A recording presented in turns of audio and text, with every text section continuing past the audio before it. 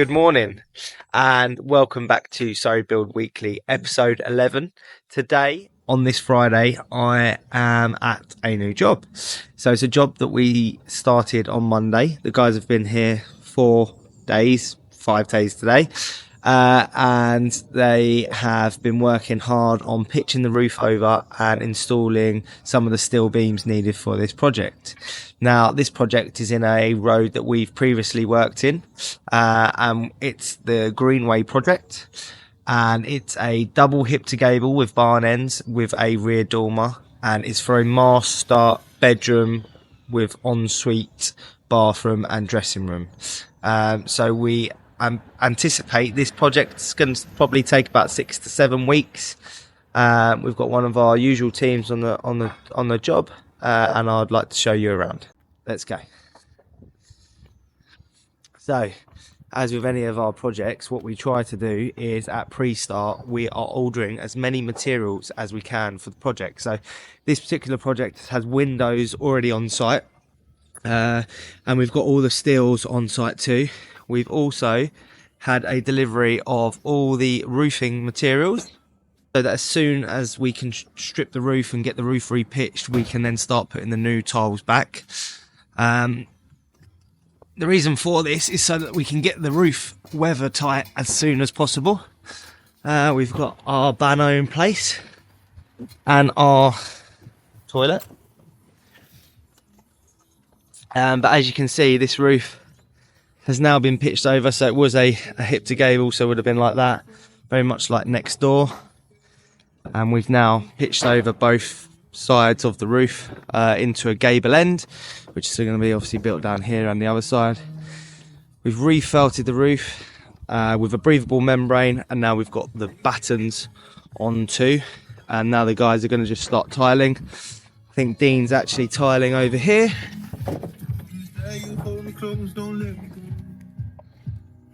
Beauty, mate.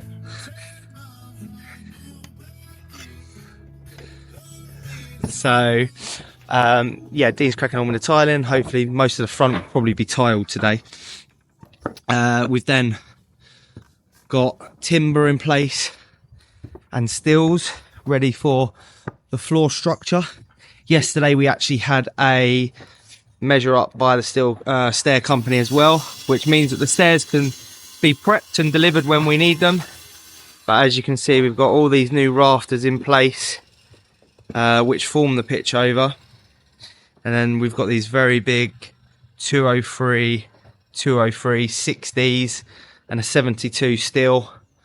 We've got 3 floor steels in this section, and then we've actually got a cranked steel beam that's going to go just offset from the ridge to allow the barn ends either side.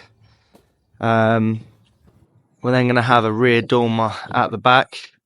So we've got the solar panel company coming on Monday to remove the solar panels, and then we will be able to strip this roof and start building the dormer. So lovely big loft.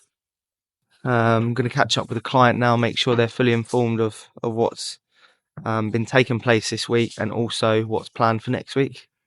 I'm hoping that this is no longer than a 7-week project, really. We are back at the Mount project, and we've had a hive of activity here this week. The guys have been very busy. We've now finally managed to get the dumper and the digger out, and they've been craned onto the truck, which has now meant that we have been starting the scaffolding. So scaffolding is now going up. We've also been very busy in the back. Now, the foundations are all clear and ready for block work. You can see we started some block work over there. We've also got the concrete all the way around the steel now, and this structure is fully done. All the acros have been removed in this section, and we're now only waiting for one steel beam to then go in on the back section here. The guys have been busy breaking up some hardcore that we've left in, ready for the concrete slab, which hopefully will be happening next week. And we've got a wind post that the guys have got to install here. So that's currently on site, and the wind post is a steel that will be in this location. So then we can wrap the block work around it. We can put some ties, we can weld some ties onto that wind post to hold everything together. the guys have been very busy now putting up the scaffolding for the loft conversion, which we're hoping can start next week. So we're now on the scaffold. Now the scaffolder has been very busy trying to put this temporary roof up this week. They started a couple of days ago, and we're hoping they're going to be finished on Monday, so the guys can start stripping these old concrete roof tiles, 49 Redlands. So they'll all be coming off. We're then going to have a dormer out here going up. We're going to raise the ridge slightly, and we're going to have a dormer on either side. And it's going to be of a man-made slate finish. So hopefully next week we can start taking the roof off and do a survey for the stills. So today marks a milestone. We've had a very challenging couple of weeks on the Mount project, and officially now all the groundwork is kind of done. The diggers have moved out and the scaffolding is going up for the loft conversion. So this now means that we can have multiple teams on site, which is going to allow us to get the project done quicker and faster because we've got a lot more hands on site. Over the last few weeks, we've had very challenging scenarios that have happened on the Mount project due to its access. And I just want to run you through some of them. So some of the issues we've had are with the road access being one way, and the fact that there is a local school directly opposite the job, which isn't making the task any easier. So with any project like that, we're going to have a lot of materials turning up at site. And what we've tried to do is book those in at specific times. Now, as any of you will know in the industry, you tell someone something and they just choose to ignore it, and not helpful at all. So we have requested certain times from Dewsons to deliver materials, and it just so happens that they don't meet those times and turn up at the wrong time. So that has had a very big impact on the way that we are managing the traffic going past the project, because it is a one-way street and it's technically single lane traffic, but when you've got a lorry there with its legs out and the crane operating, their cars are having to deviate onto the pavement, and obviously that's not ideal given that there's a school there with pedestrians going up and down. So that's needed a lot more traffic management than we probably ever envisaged, and not something that was budgeted for, but something that's we've had to adapt and try and overcome. You know, we are a very reputable business.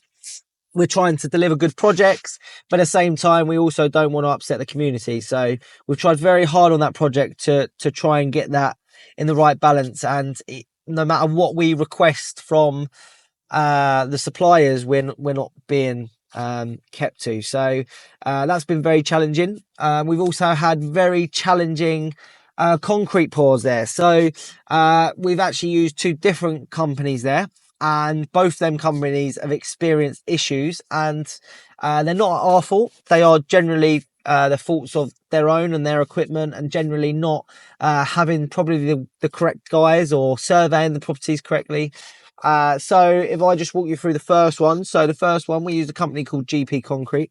GP Concrete are based out in Kent. Now, Guildford is a bit of a trot for them, and they were very accommodating at first because they are a company that we've used previously. So they were very accommodating. They came out to Guildford. They bought one of their own pumps, and unfortunately that pump had a malfunction with about 2 cubic meters of concrete in the pipe. So unfortunately, that day, no concrete got poured, and actually resulted in a very big cleanup operation for themselves and for us. So, you know, we had multiple hands on deck. Lucky we had our vehicles there that we could offload some of the concrete onto and take it back to our yard.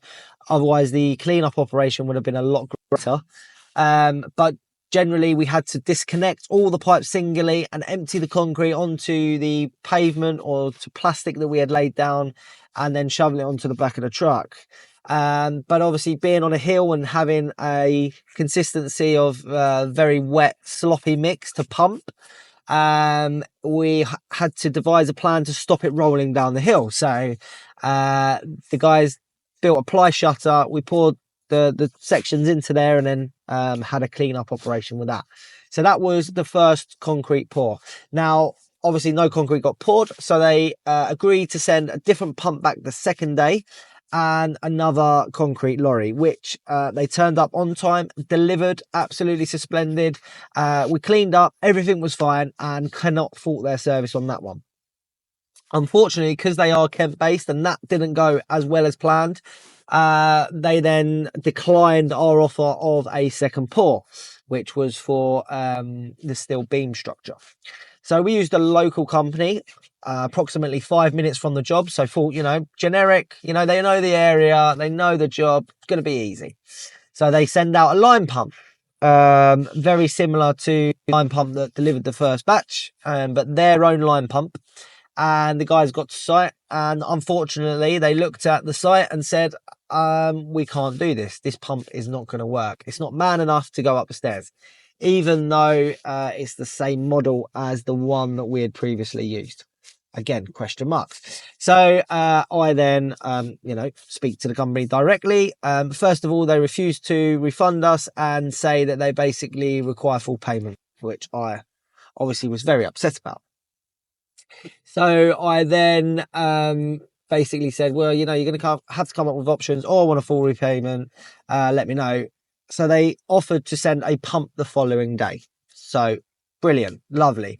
But the following day was a Saturday. Unfortunately, it didn't work for us. So we rebooked it for the Monday. So all these delays are, slowing the project down, which I very much dislike.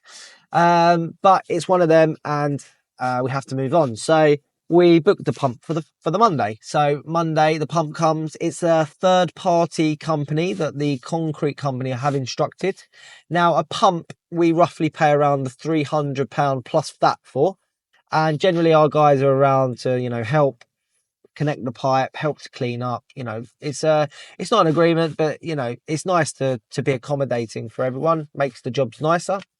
But unfortunately, prior to the concrete being delivered, the company called me, and this is a company called Sing Concrete, called me and said, unfortunately, we've taken longer to set the pump up. We require another £300. Otherwise, we are not going to pour the concrete, and we're going to take the pump away.